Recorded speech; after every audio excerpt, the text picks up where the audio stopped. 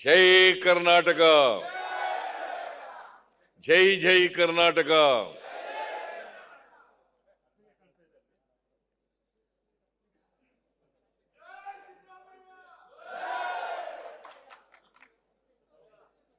ಕೃಷಿ ಸಚಿವರಾದಂಥ ಶ್ರೀ ಚೆಲುವರಾಯ ಸ್ವಾಮಿ ಅವರ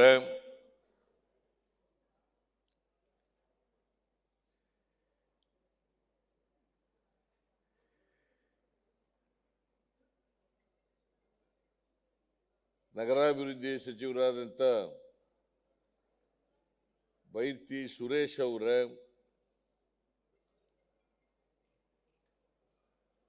ಕರ್ನಾಟಕ ಹಾಲು ಮಹಾಮಂಡಲದ ಅಧ್ಯಕ್ಷರಾದಂಥ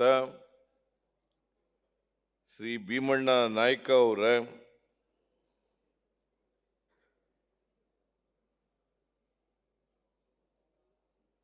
ರಾಜ್ಯಸಭೆಯ ಸದಸ್ಯರಾದಂಥ ಇದ್ದಾರೆ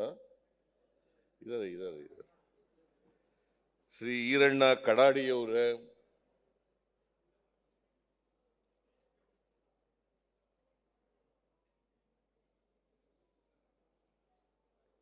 ಮುಖ್ಯಮಂತ್ರಿಗಳ ರಾಜಕೀಯ ಕಾರ್ಯದರ್ಶಿಗಳಾದಂಥ ಶ್ರೀ ಗೋವಿಂದರಾಜು ಅವರ ಶಾಸಕರು, ಮುಖ್ಯಮಂತ್ರಿಗಳ ಕಾನೂನು ಸಲಹೆಗಾರರಾದಂಥ ಶ್ರೀ ಪೊನ್ನಣ್ಣ ಅವರ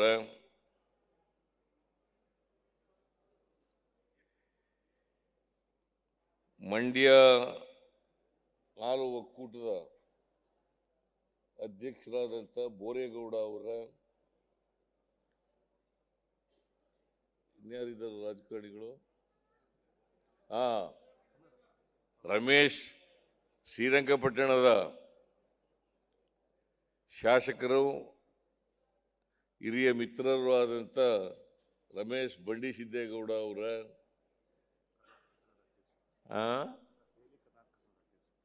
ದೆಹಲಿ ಕರ್ನಾಟಕ ಸಂಘದ ಅಧ್ಯಕ್ಷರಾದಂಥ ನಾಗರಾಜು ಅವರ ಎಲ್ಲ ಅಧಿಕಾರಿ ಸ್ನೇಹಿತರೆ,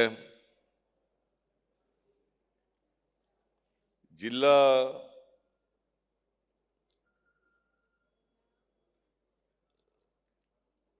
ಹಾಲು ಉತ್ಪಾದಕರ ಯೂನಿಯನ್ಗಳ ಅಧ್ಯಕ್ಷರೇ, ಕೆಎಂಎಫ್ನ ಡೈರೆಕ್ಟರ್ಗಳೇ, ಇಲ್ಲಿ ಆಗಮಿಸಿರ್ತಕ್ಕಂಥ ಎಲ್ಲ ಆತ್ಮೀಯ ಸೋದರ ಸೋದರಿಯರೇ, ಮಾಧ್ಯಮದ ಗೆಳೆಯರೇ,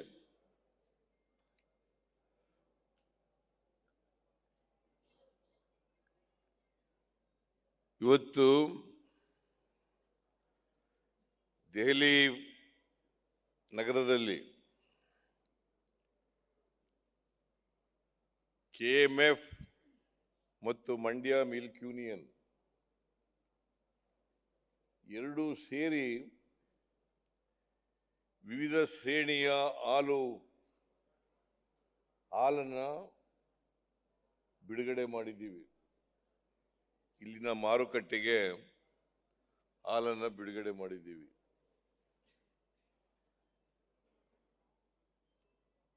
ನಿಮಗೆಲ್ಲ ಗೊತ್ತಿದೆ, ಇಡೀ ದೇಶದಲ್ಲಿ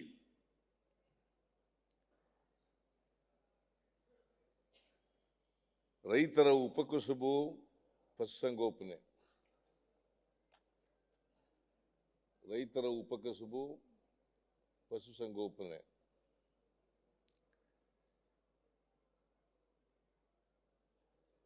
ಗುಜರಾತ್ನಲ್ಲಿ ಕುರಿಯನ್ರವರು ಹಾಲು ಉತ್ಪಾದಕರ ಸಂಘಟನೆಯನ್ನು ಪ್ರಾರಂಭ ಮಾಡಿದ್ರು. ಡಾಕ್ಟರ್ ಕುರಿಯನ್ ಅವರು ಗುಜರಾತ್ನವರಲ್ಲ, ಈಸ್ ಫ್ರಮ್ ಕೇರಳ.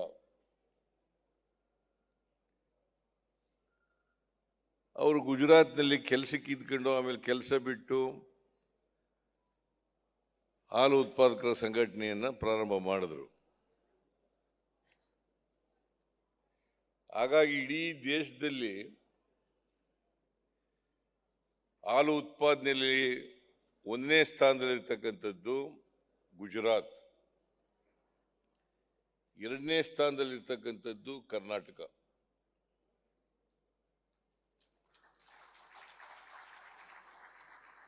ಆಮೇಲೆ ಬೇರೆ ರಾಜ್ಯಗಳೆಲ್ಲ ಬರ್ತವೆ. ನಾನು ಸ್ವಲ್ಪ ದಿನ ಪಶುಸಂಗೋಪನಾ ಸಚಿವನಾಗಿದ್ದೆ. ಆಮೇಲೆ ಕರ್ನಾಟಕ ಹಾಲು ಮಹಾಮಂಡಲದ ಅಧ್ಯಕ್ಷನೂ ಕೂಡ ಆಗಿದ್ದೆ ಸ್ವಲ್ಪ ದಿನ. ನಾನು 85, 86, 87 2 ವರ್ಷಗಳ ಕಾಲ ಪಶುಸಂಗೋಪನಾ ಸಚಿವರಾಗಿದ್ದೆ. ಸುಮಾರು 1 ವರ್ಷ ಕಾಲ KMF ಅಧ್ಯಕ್ಷನಾಗಿದ್ದೆ. ಅಂದರೆ ಮಿನಿಸ್ಟ್ರು ಆಗಿದ್ದೆ, ಅಧ್ಯಕ್ಷನೂ ಆಗಿದ್ದೆ.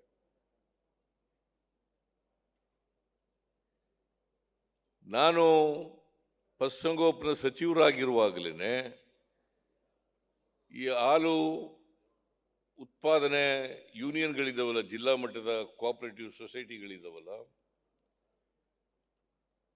ನಾನು ಪಶುಸಂಗೋಪನಾ ಸಚಿವರಾಗೋದಕ್ಕಿಂತ ಮುಂಚಿತವಾಗಿ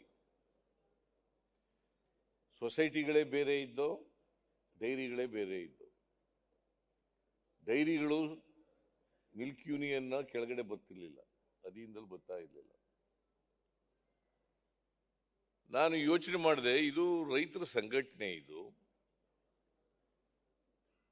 ಹಾಲು ಉತ್ಪಾದಕರ ಸಂಘಟನೆಯನ್ನು ಮಾಡ್ತಕ್ಕಂಥದ್ದು. ಉದ್ದೇಶ ಹಳ್ಳಿಗಾಡಿನಲ್ಲಿ ಉತ್ಪಾದನೆ ಆಗ್ತಕ್ಕಂಥ ಹಾಲನ್ನು ಕೊಂಡುಕೊಂಡು ಅವರಿಗೆ ಪಟ್ಟಣಗಳಲ್ಲಿ ಮಾರುಕಟ್ಟೆಯನ್ನು ಒದಗಿಸ್ಕೊಡ್ಬೇಕು. ಯಾಕಂತಂದ್ರೆ ಹಾಲು ಉತ್ಪಾದಕರಿಗೆ ಬಹಳಷ್ಟು ಅನ್ಯಾಯ ಆಗ್ತಾ ಇದೆ, ಸುಲಿಗೆ ಆಗ್ತಾ ಇದೆ, ಶೋಷಣೆ ಆಗ್ತಾ ಇದೆ. ಅವ್ರಿಗೆ ಒಂದು ಶಾಶ್ವತ ಮಾರುಕಟ್ಟೆ ಇರಲ್ಲ ಅಂತೇಳಿ ಈ ಸಂಘಟನೆ ಪ್ರಾರಂಭ ಮಾಡಿದ್ದು.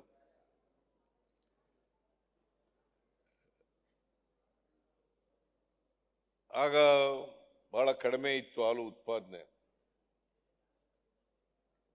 ಈಗ 1 ಕೋಟಿ ಕೆಜಿಯಷ್ಟು ಹಾಲು ಕೂಡ ಬಂದ್ಬಿಟ್ಟಿದೆ, ಅಂದ್ರೆ 100 ಲಕ್ಷ. ಈಗಲೂ ಕೂಡ 92, 93 ಲಕ್ಷ ಲೀಟರ್ ಹಾಲು ಒಂದು ದಿನಕ್ಕೆ ಉತ್ಪಾದನೆ ಆಗ್ತಾ ಇದೆ. ಪ್ರತಿ ದಿನ 31 ಕೋಟಿ ರೂಪಾಯಿಗಳು, ಎಷ್ಟು 31, 32 ಕೋಟಿ ರೂಪಾಯಿಗಳು ಪ್ರತಿ ದಿನ. ಅಷ್ಟು ದುಡ್ಡು ಇವತ್ತು ಪಟ್ಟಣದಿಂದ ಹಳ್ಳಿಗಳಿಗೆ ಹೋಗ್ತಾ ಇದೆ.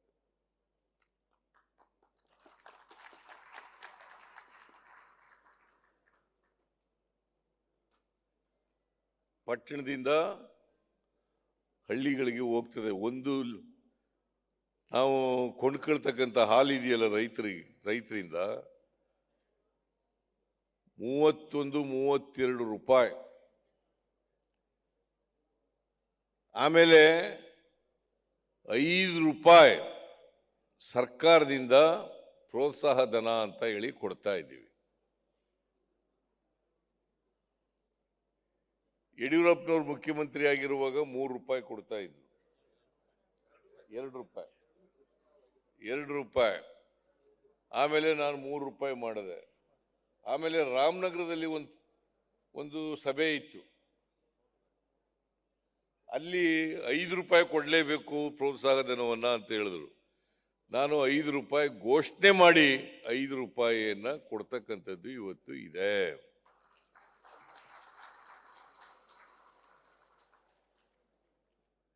the entire 5 rupees as incentive to the farmers. It goes to only farmers, not to the middleman, not to the establishment. So that I have taken a decision in Ramnagara to give 5 rupees incentive per liter to the farmers.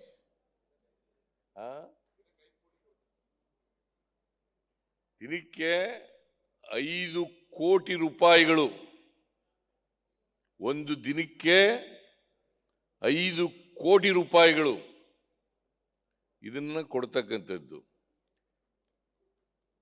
ಆಮೇಲೆ ನಾನು ಮಂತ್ರಿಯಾಗಿರುವಾಗ ಡೈರಿಗಳನ್ನೆಲ್ಲ ನಿಮ್ಗೆ milk ಯೂನಿಯನ್ಗಳಿಗೆ ಮಾಡಿಕೊಟ್ಟದು. ಅದರೊಳಗೆ ಸಿರ್ನಿಲ್ಲ ನಿಮಗೆ milk union ಅವರು ಸುಮ್ಮನೆ ಆಡಳಿತ ಮಂಡಳಿ ಅಂತ ಇದ್ದದ್ದು ಅಷ್ಟೇ. ಅದ್ರ ವಹಿವಾಟೆಲ್ಲ ಅವ್ರು ಮಾಡ್ಕೊತಾ ಇದ್ರು ಡೈರಿಯವರು.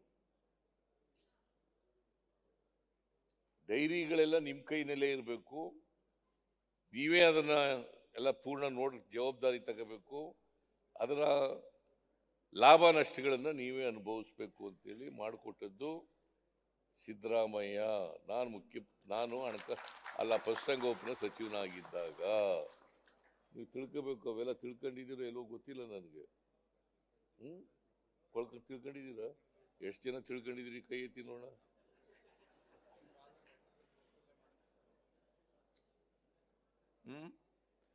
Many people do not know that have handed over society, dairies to the milk unions of the district. Many people do not know. Of course, ಈಗ ಎಲ್ಲ ಕೈ ಎತ್ತಿದವ್ರು ನೋಡಿದ್ರೆ ಬಹಳ ಜನ ತಿಳ್ಕೊಂಡಿದ್ದೀರಿ ಅಂತ ಆಯ್ತು. ನಾನು ಹಿಂದೆ ಒಂದ್ಸಾರಿ ಪ್ರಶ್ನೆ ಕೇಳಿದಾಗ ಬಹಳ ಜನ ಕೈ ಎತ್ತಲೇ ಇಲ್ಲ.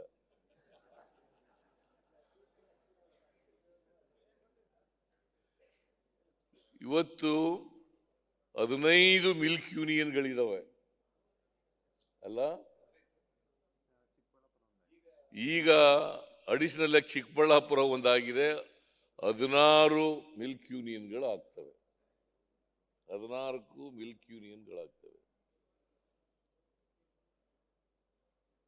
ಇವತ್ತು ಸುಮಾರು 400 ಲಕ್ಷಕ್ಕೂ ಹೆಚ್ಚು ಹಾಲು ಗುಜರಾತ್ನಲ್ಲಿ ಬರ್ತಾ ಇದೆ. 400 ಲಕ್ಷ ಲೀಟರ್ ಹಾಲು ಗುಜರಾತ್ನಲ್ಲಿ ಬರ್ತಾ ಇದೆ. ನಮ್ಮಲ್ಲಿ ಬರ್ತಾ ಇರೋದು 1 ಲಕ್ಷ. 100 ಲಕ್ಷ. 100 ಲಕ್ಷದಿಂದ ನಾವು ಜಾಸ್ತಿ ಆಗ್ಬೇಕಲ್ವಾ?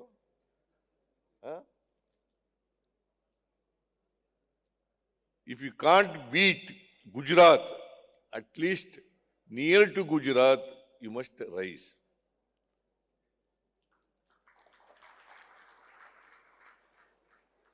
At least 3 lakhs, 2 lakhs, 200 lakhs, 300 lakhs ಲೀಟರ್ಸ್ನ ನಾವು ತಲುಪ್ತಕ್ಕಂಥ ವ್ಯವಸ್ಥೆ ಮಾಡಬೇಕು. ಯಾಕಂತ ನಾನು ಯಾಕೆ ಹೇಳ್ತಾ ಇದ್ದೀನಿ ಅಂದರೆ, there is a potential in Karnataka state. ಈಗ ಮಂಡ್ಯದಲ್ಲಿ 10 ಲಕ್ಷ ಲೀಟರ್ ಆಗ್ಬಿಟ್ಟಿದೆ. ಇನ್ನೂ 10 ಲಕ್ಷ ಲೀಟರ್ ಮಾಡ್ಬೋದು. ಈಗ 10 ಲಕ್ಷ ಲೀಟರ್ ಆಗಿದೆಯಲ್ವಾ? 12 ಲಕ್ಷ ಅಂತ ಇಟ್ಕೊಳ್ಳೋಣ, 11 ಲಕ್ಷ ಅಂತ ಇಟ್ಕೊಳ್ಳೋಣ. ಇನ್ನು 20 ಲಕ್ಷ ಲೀಟರ್ ಮಾಡೋಕ್ಕೆ ಸಾಧ್ಯತೆ ಇದೆ. ಪ್ರಯತ್ನ ಮಾಡಿ. ಬರೀ ಹಾಲು ಉತ್ಪಾದನೆ ಹೆಚ್ಚು ಮಾಡೋದು ಮುಖ್ಯ ಅಲ್ಲ, ಜೊತೆಗೆ ಮಾರುಕಟ್ಟೆನೂ ಕೂಡ ಮಾಡಬೇಕು.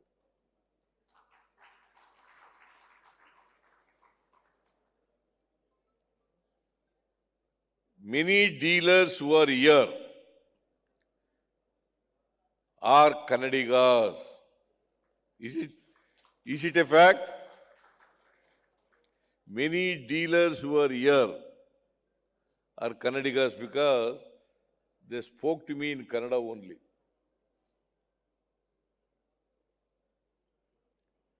So ಅದರಿಂದ ನೀವೆಲ್ಲರೂ ಕೂಡ ಹೆಚ್ಚು ಹಾಲು ಈಗ 2 ಲಕ್ಷ 2.5 ಲಕ್ಷ ಹಾಲು ಮಾರಾಟ ಮಾಡ್ತೀವಿ ಇಲ್ಲಿ ಅಂತ ಇಟ್ಕೊಂಡು ಡೆಲ್ಲಿನಲ್ಲಿ ಕನಿಷ್ಠ ಪಕ್ಷ 5-6 ಲಕ್ಷ ಲೀಟರ್ ಹಾಲು ಕೂಡ ಮಾಡ್ಬೇಕು. ಯಾಕಂತಂದ್ರೆ ನಾವು 100 ಲಕ್ಷ ಲೀಟರ್ ಹಾಲನ್ನು ಉತ್ಪಾದನೆ ಮಾಡ್ತೀವಿ. ಅದು ಮಾರಾಟ ಆಗ್ತಾ ಇರ್ತಕ್ಕಂಥದ್ದು 62 ಲಕ್ಷ ಲೀಟರ್ ಹಾಲು. ಇನ್ನೂ 40 ಲಕ್ಷ ಲೀಟರ್ ಹಾಲು ಉಳ್ಕೊಬಿಡ್ತದೆ. ಅದಕ್ಕೆ ಮಾರುಕಟ್ಟೆ ಸಿಗ್ಬೇಕಲ್ಲಪ್ಪ.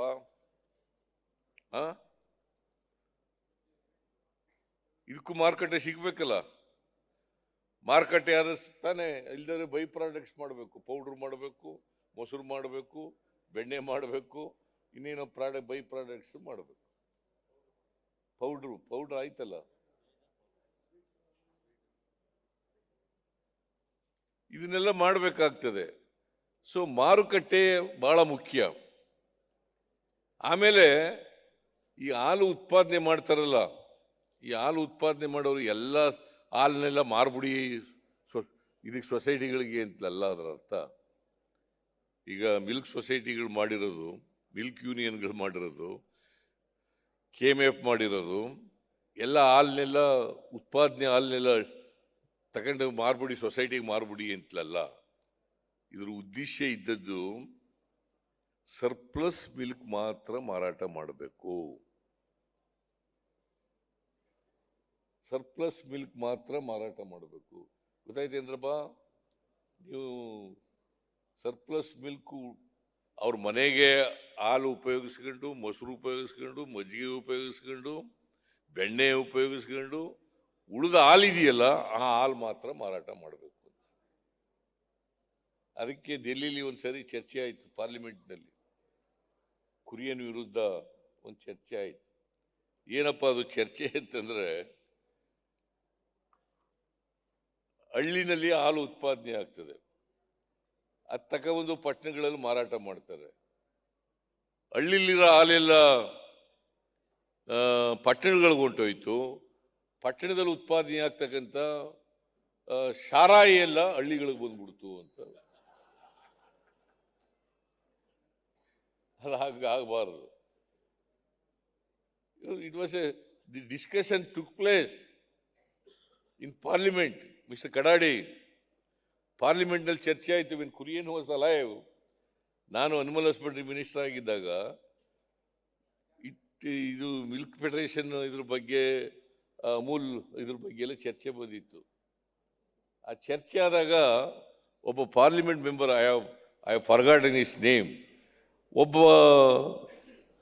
ಪಾರ್ಲಿಮೆಂಟ್ ಮೆಂಬರ್ ಹೇಳಿದ ಕುರಿಯನ್ ವಿರುದ್ಧ ಇದ್ದರು ಅನ್ನೋ ಕಾಣಿಸುತ್ತೆ.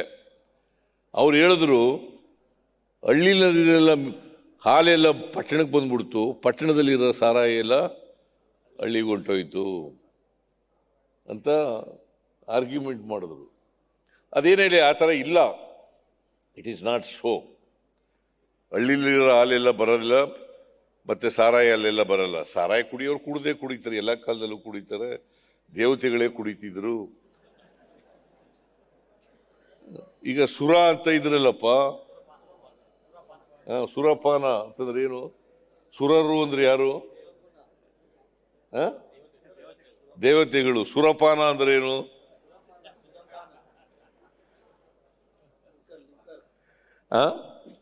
ಸುರಪಾನ ಇದೆಲ್ಲ ಮಾಡ್ತಾ ಇದ್ರು. ಅಲ್ಲ, ನಾನು ಐ ಆಮ್ ನಾಟ್ ಫಾರ್ ಸಾರಾಯಿ ಕುಡೀರಿ, ವಿಸ್ಕಿ ಕುಡೀರಿ ಅಂತ ಅದ್ರ ಪರ ಇಲ್ಲ ನಾನು. ಕೆಲವರು ಕುಡ್ದೇ ಕುಡಿತಾರಪ್ಪ. ನಾನು ಅದಕ್ಕೆ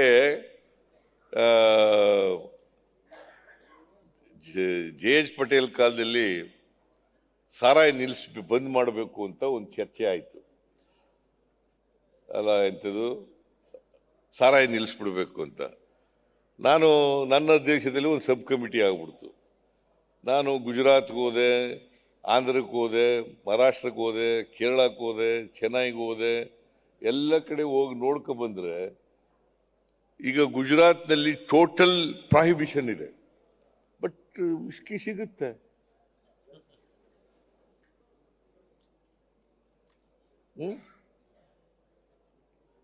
ಕೇರಳದಲ್ಲಿ ಬಂದ್ ಮಾಡಿಬಿಟ್ಟಿದ್ರು, ಅಲ್ಲಿ ವಿಸ್ಕಿ ಸಿಕ್ತಿತ್ತು. ಸೊ ಅದರಿಂದ ಈ ಕೆಲವು ಚಟಗಳನ್ನೆಲ್ಲ ನಿಲ್ಸಕ್ಕಾಗೋದಿಲ್ಲ, ಕಾನೂನಿನಿಂದ ನಿಲ್ಸಕ್ಕಾಗಲ್ಲ. ಅದು ಏನೇ ಇರಲಿ, ನೀವು ಹಾಲು ಕುಡಿದ್ರೆ ಆರೋಗ್ಯವಂತರಾಗ್ತಾರೆ, ವಿಸ್ಕಿ ಕುಡಿದ್ರೆ ಆರೋಗ್ಯ ಕೆಟ್ಟೋಯ್ತದೆ. ಹಾಲಿನ ಪ್ರಾಡಕ್ಟ್ಸು ಹೆಚ್ಚು ಹೆಚ್ಚು ಮಾಡಬೇಕು. ವಿಶೇಷವಾಗಿ ಇದನ್ನು ನಾವು ಕಂಪ್ಲೀಟ್ ಫುಡ್ ಅಂತ ಕರಿತೀವಿ. ಕ್ಯಾಲ್ಸಿಯಂ ಜಾಸ್ತಿ ಇರ್ತಕ್ಕಂಥ ಹಾಲಿನಲ್ಲಿ ಕ್ಯಾಲ್ಸಿಯಂ ಅಂಶ ಜಾಸ್ತಿ ಇರ್ತಕ್ಕಂಥದ್ದು. ಪ್ರೋಟೀನು, ಫ್ಯಾಟು, ಕ್ಯಾಲ್ಸಿಯಂ ಇವೆಲ್ಲ ಇರ್ತವೆ. ಅದಕ್ಕೋಸ್ಕರನೇ ಇದನ್ನ ಹಾಲನ್ನ ಕಂಪ್ಲೀಟ್ ಫುಡ್. ಈಗ ಮಕ್ಕಳೆಲ್ಲ ಸಣ್ಣ ಮಕ್ಕಳು ಇರ್ತಾವಲ್ಲ, ಬೇರೆ ಆಹಾರ ತಿಂತಾವ, ಬರೀ ಹಾಲನ್ನೇ ಕುಡಿತಾರೆ, ಆಮೇಲೆ ಆಹಾರ ತಿನ್ನೋದು. ಮೊದಲು ಹಾಲು ಕುಡಿದು ಬೆಳವಣಿಗೆ ಆಗ್ತವೆ. ಅದರಿಂದ ಹಾಲನ್ನು ಹೆಚ್ಚು ಹೆಚ್ಚು ಉಪಯೋಗಿಸ್ತಕ್ಕಂಥದ್ದು ಅಗತ್ಯ. ಇವತ್ತು ಹಾಲು ಇರಲೇಬೇಕಾಗ್ತದೆ, ಹಾಲು ಇರಲೇಬೇಕಾಗ್ತದೆ. ಆದರೆ ಇದನ್ನು ಎಕ್ಸ್ಪ್ಲಾಯ್ಟ್ ಮಾಡ್ತಕ್ಕಂಥದ್ದು ಇದೆಯಲ್ಲ, ಮಾರುಕಟ್ಟೆ ಮಾಡ್ತಕ್ಕಂಥದ್ದು ಇದೆಯಲ್ಲ, ಇದು ಬಹಳ ಮುಖ್ಯ. ಅದಕ್ಕೆ ವಹಿವಾಟು ಗುಜರಾತ್ನಲ್ಲಿ ಎಷ್ಟಾಗ್ಬಿಟ್ಟದೆ ಅಂತಂದ್ರೆ, ಒಂದು ದಿನಕ್ಕೆ 80,000 ವರ್ಷಕ್ಕೆ 80,000 ಕೋಟಿ. 80,000 ಕೋಟಿ. ಕರ್ನಾಟಕ 22,000 ಕೋಟಿ. ಕರ್ನಾಟಕ 22,000 ಕೋಟಿ ವಹಿವಾಟು, ಟರ್ನ್ ಓವರ್. ಗುಜರಾತ್ನಲ್ಲಿ ಮೋರ್ ದೆನ್ 80,000 crores.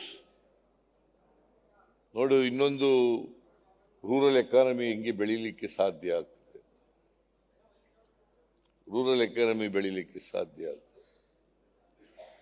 ಇದಕ್ಕೂ ಎಲ್ಲ ಜನರಿಗೆ ಆರ್ಥಿಕವಾದಂಥ ಶಕ್ತಿಯನ್ನು ಕೊಡ್ತಕ್ಕಂಥ ಒಂದು ಕಸುಬು ಇದು.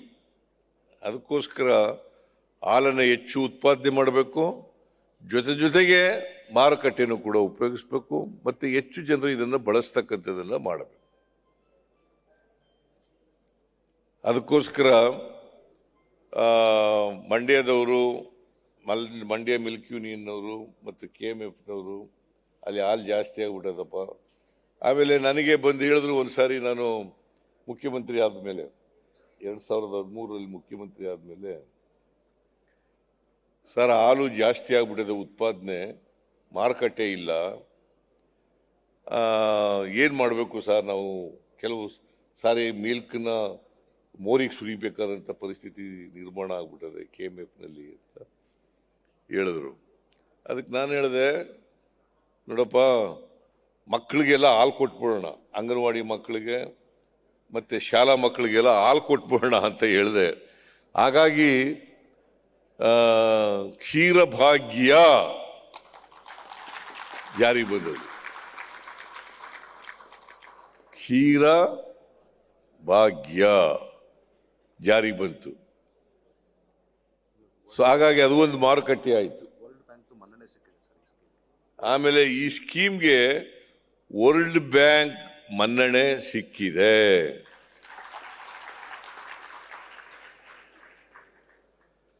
ಸೊ ಅದರಿಂದ Delhi is a very big city, one of the big cities in the country and fast growing city, and the people from all over the world, they are residing here. They want milk, they will use milk. So there is a scope for marketing here in Delhi. ಅದಕ್ಕೆ ನೀವು ಹೆಚ್ಚು ಜನ ಡೀಲರ್ಸ್ಗಳಾಗಬೇಕು, ಮತ್ತು ಹೆಚ್ಚು ಹಾಲು ಮಾರಾಟ ಮಾಡಬೇಕು. ಒಂದು ತಾಪತ್ರ ಏನಪ್ಪ ಅಂತಂದರೆ, ಭಾಳ ದೂರ ದಿಲ್ಲಿ ಅಲ್ಲ, ನಿಮಗೆ ಮಂಡ್ಯದಿಂದ ಇಲ್ಲಿ ಬರ್ಬೇಕಾದ್ರೆ ಎಷ್ಟು ಗಂಟೆ ಆಗುತ್ತೆ? 2500 kilometre. It's not A joke. ಅಲ್ಲಿಂದ ಬರಬೇಕು. ಎಷ್ಟು? 53-54 ಗಂಟೆ ಬೇಕು. ಮತ್ತೆ ಅದರ ಕ್ವಾಲಿಟಿ ಮೇಂಟೈನ್ ಮಾಡಬೇಕು. That is very important. ಸುಮಾರು 2.25 ದಿನ ಬೇಕು. 2.25 ದಿನ ಬೇಕಾದ್ರೆ ಕ್ವಾಲಿಟಿ ಮೇಂಟೈನ್ ಮಾಡಬೇಕು. ಟ್ಯಾಂಕರ್ಸ್ ಮೂಲಕ ತರಬೇಕು. ವೈಜ್ಞಾನಿಕವಾಗಿ ಹಾಲನ್ನು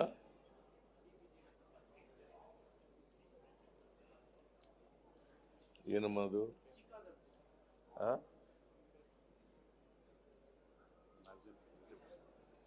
it's a magazine. Okay, thank you. So ಅದರಿಂದ ಇವತ್ತು ನಾನು ಹಿಂದೆನೇ ಇದು ಡೇಟ್ ನಿಗದಿಯಾಗಿತ್ತು. ನೀವೇ ಬರಬೇಕು ಅಂತ ಹೇಳಿದ್ರು. ಮುಖ್ಯಮಂತ್ರಿಗಳೇ ಬಂದು ಇದನ್ನ ಲಾಂಚ್ ಮಾಡಬೇಕು ಅಂತ ಹೇಳೋದ್ರಿಂದ ನಾನು ಇದು ಮುಂದಕ್ಕೆ ಹೋಯಿತು. ಹಾಗಾಗಿ ಇವತ್ತು ನಡೀತಾ ಇದೆ. ನನಗೆ ಆ ರಾಜಣ್ಣ ಸಹಕಾರ ಮಂತ್ರಿ ಬರಬೇಕಾಗಿತ್ತು, ಬಂದಿಲ್ಲ. ಬಹುಶಃ ನಾನು ಕಾರಣ ಇರಬೇಕು ಅನ್ನೋ ಕಾಣಿಸುತ್ತೆ ಅದಕ್ಕೆ. ಯಾಕೆ ನಾನು ಇವತ್ತು ಬರ್ತೀನಿ ಅಂತ ಹೇಳಿದ್ದೆ, ನಿನ್ನೆನೇ ಬಂದ್ಬಿಟ್ಟೆ ನಾನು. ಏನೇ ಆಗಲಿ ಇವತ್ತು ಲಾಂಚ್ ಮಾಡಿದ್ದೀವಿ. ಈ ಮಾರುಕಟ್ಟೆ ಬೆಳೀಲಿ ಅಂತೇಳಿ ಆಶಿಸಿ ಸರ್ಕಾರದಿಂದ ಎಲ್ಲ ಸಹಕಾರವನ್ನು ಬೆಂಬಲವನ್ನು ನಾವು ಕೊಡುತ್ತೇವೆ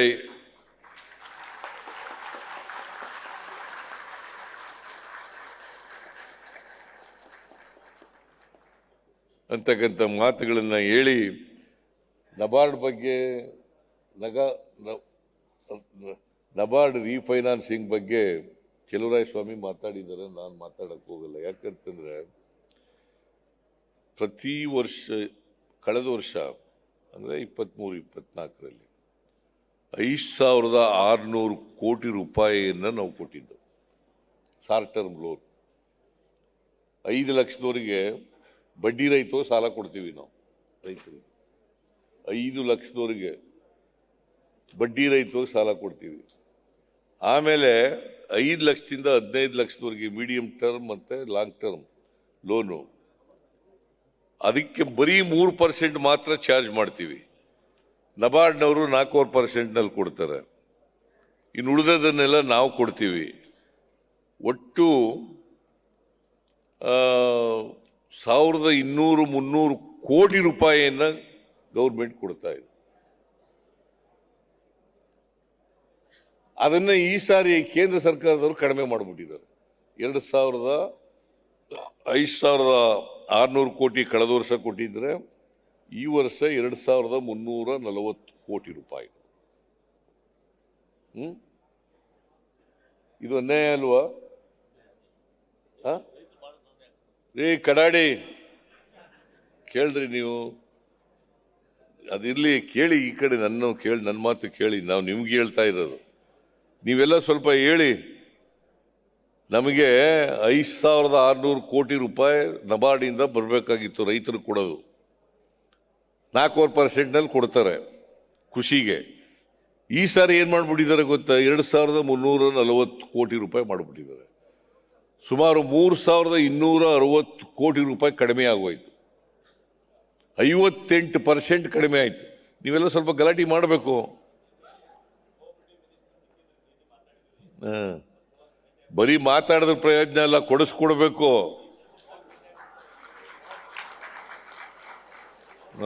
ಕೊಡಿಸಿ. ನಾನು ಈ ನಿರ್ಮಲಾ ಸೀತಾರಾಮನ್ ಕೊಡಕ್ಕಾಗಲ್ಲ ಅಂತ ಅಸಹಾಯಕತೆ ಎಕ್ಸ್ಪ್ರೆಸ್ ಮಾಡ್ಬಿಟ್ರಿ ಇವತ್ತು. ಕೋಆಪರೇಟಿವ್ ಮಿನಿಸ್ಟರ್ ಅಲ್ಲ, NABARD is coming under finance minister. Cooperative minister ಏನ್ ಮಾಡ್ತಾರೆ? ಅವ್ರು ಕೊಡ್ಲಿಲ್ಲ, ನಾವು ಕೊಡ್ಲಿಲ್ಲ ಅಂತಾರೆ. ಇದು ನೋಡಪ್ಪ, ರಿಸರ್ವ್ ಬ್ಯಾಂಕ್ ಆಫ್ ಇಂಡಿಯಾ ಕೊಡಬೇಕು, ನಬಾರ್ಡ್ನವ್ರಿಗೆ ಕೊಡಬೇಕು. ಅವರು ನಬಾರ್ಡ್ನವರು ನಮಗೆ ಕೊಡಬೇಕು. ಅದಕ್ಕೆ ಕೊಡಬೇಕಾದ್ರೆ ರಿಸರ್ವ್ ಬ್ಯಾಂಕ್ ಆಫ್ ಹೇಳಮ್ಮ ಅಂತ ಹೇಳಿದ್ದೀವಿ ನಾವು. ನಿರ್ಮಲಾ ಸೀತಾರಾಮನ್ ಅವರಿಗೆ ಹೇಳಮ್ಮ ತಾಯಿ ಅಂತ ಹೇಳಿದ್ದೀವಿ. ಹೇಳ್ತೀನಿ ಅಂತ ಒಪ್ಕೊಂಡಿದ್ದಾರೆ. ಬಟ್ ಕೊಡಕ್ಕಾಗಲ್ಲ ಅನ್ನೋದ್ರ ಮೊದಲು ಎಕ್ಸ್ಪ್ರೆಸ್ ಮಾಡಿಬಿಟ್ಟು ಆಮೇಲೆ ಇದನ್ನು ಹೇಳಿದ್ರು. ಎನಿವೆ ನಾವು let us hope for the best.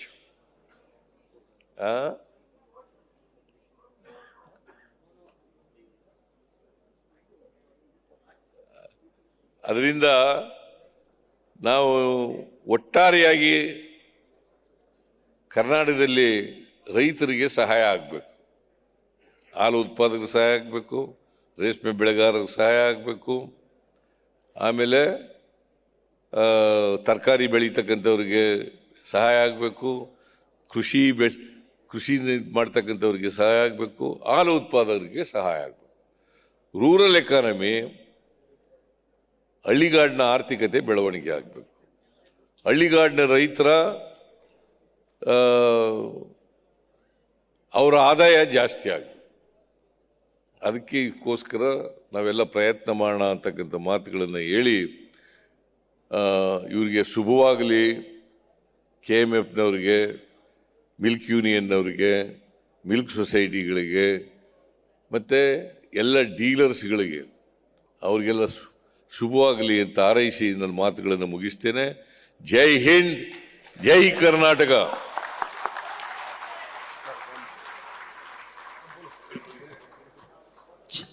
Well, thank you so much, Honorable Chief Minister of Karnataka. Well, ladies and gentlemen, we also have the unveiling of the Nandini Handbook. Mandya ಹಾಲು ಒಕ್ಕೂಟದ ಮನ್ಮೂಲ್ ಪ್ರಗತಿಪಥ ಕಿರುಹೊತ್ತಿಗೆಯನ್ನ ಬಿಡುಗಡೆಗೊಳಿಸಬೇಕು ಅಂತೇಳಿ ಮಾನ್ಯ ಮುಖ್ಯಮಂತ್ರಿಗಳನ್ನ ಹಾಗೂ ಸಚಿವರನ್ನ ವಿನಂತಿ ಮಾಡ್ಕೊಳ್ತಾ ಇದ್ದೇನೆ. ಕರ್ನಾಟಕ ಸರ್ಕಾರದ ಜನಪ್ರಿಯ ಮುಖ್ಯಮಂತ್ರಿಗಳು ಸನ್ಮಾನ್ಯ ಶ್ರೀ ಸಿದ್ದರಾಮಯ್ಯನವರು ನಂದಿನಿ ವಿವಿಧ ಶ್ರೇಣಿಯ ಹಾಲು ಬಿಡುಗಡೆಯನ್ನ ಮಾಡಿ ಕಾರ್ಯಕ್ರಮವನ್ನ ಉದ್ಘಾಟಿಸಿದ್ದಾರೆ. ಕರ್ನಾಟಕ ಹಾಲು ಮಹಾಮಂಡಳಿ ಪರವಾಗಿ ಹಾಗೂ ಮಂಡ್ಯ ಹಾಲು ಒಕ್ಕೂಟದ ಪರವಾಗಿ ಜೋರು ಚಪ್ಪಾಳೆ ಮುಖಾಂತರ ನಾವು ಅವರಿಗೆ ಧನ್ಯವಾದಗಳನ್ನ ತಿಳಿಸೋಣ.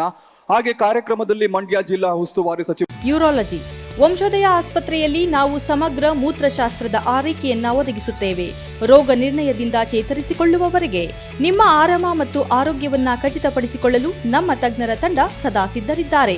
ಹೆಚ್ಚಿನ ಮಾಹಿತಿಗಾಗಿ ಸಂಪರ್ಕಿಸಿ 7277072770 ಅಥವಾ 9141066685.